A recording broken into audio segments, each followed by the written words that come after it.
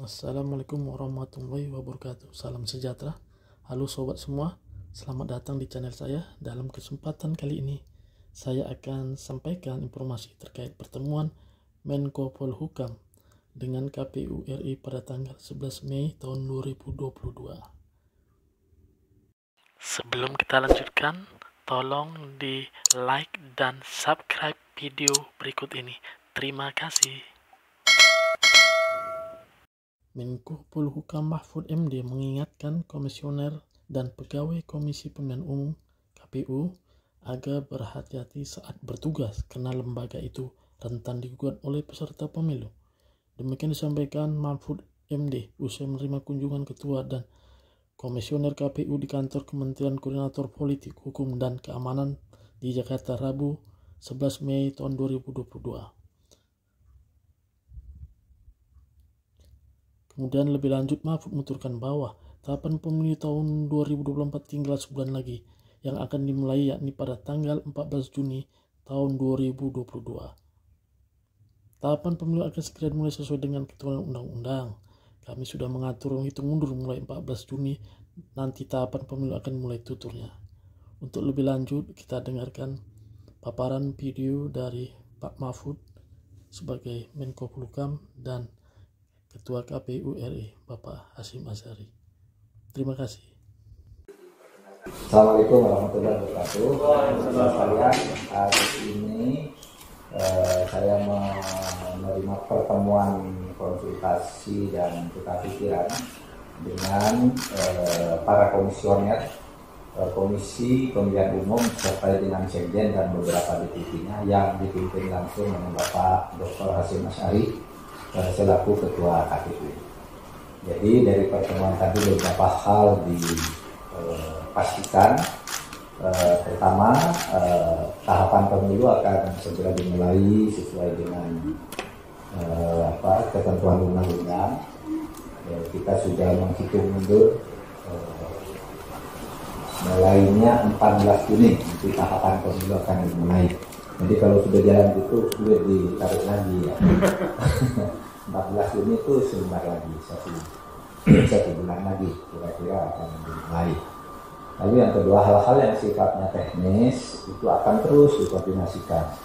Karena bagi pemerintah, KPU itu adalah lembaga yang mandiri, lembaga independen. Dia bukan bagian dari eksekutif dalam arti presiden dan kabinet, tetapi masuk dalam rumpun eksekutif menurut hukum tata negara. Di rumpun eksekutif itu kan ada rumpunnya banyak, tapi yang kepala eksekutif presiden yang tidak boleh intervensi ke lembaga-lembaga seperti KPU. Sebab itu KPU kami persilakan jalan. Kalau perlu fasilitas administratif, termasuk peraturan perundang-undangan yang mungkin diperlukan dikeluarkan oleh pemerintah, nanti kita fasilitasi. Keuangan dan sebagainya kan tentu harus lewat pemerintah. Nanti kita perlancar semuanya itu. Kemudian kita juga sudah mengantisipasi. Tadi saya katakan saya ini ikut pemilu dalam berbagai posisi. Saya baru menjadi panitia pemilu yang pertama, yaitu Ketua Bawaslu Daerah Istimewa Yogyakarta. Yang kedua, saya menjadi peserta pemilu karena saya pimpinan partai politik.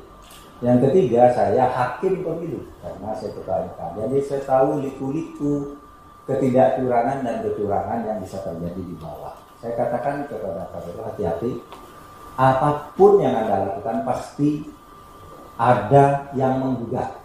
Sebab itu saya katakan KPU harus firm bahwa saya bekerja dengan bertanggung jawab. Dan tadi memang itu yang sudah direncanakan oleh teman-teman di KPU. Dan insya Allah kalau begitu untuk pemilu yang akan datang berjalan baik dan lancar. Saya serahkan Pak Hasyim. Ya. Pak Menko yang dihormati serta teman-teman para anggota, terima kasih Pak Menko sudah memberikan kesempatan kami beraudiensi, silaturahim, konsultasi dalam rangka persiapan penyelenggaraan pemilu 2024 dan pilkada 2024. Hal-hal yang sifatnya menuju ke situ semua kami sampaikan laporan kepada Pak Menko, termasuk untuk apakah aspek regulasinya, apakah aspek electoral proses atau teknikalitas kepemiluannya maupun aspek penegakan hukum. Oleh karena itu, karena Pak Profesor Mahfud MD ini adalah Menko Polhukam yang mengkoordinasikan sejumlah kementerian dan lembaga, oleh karena itu kami juga mohon izin setelah ini juga kami akan silaturahim ke sejumlah menteri yang berkaitan dengan penyelenggaraan pemilu yang di bawah koordinasi beliau.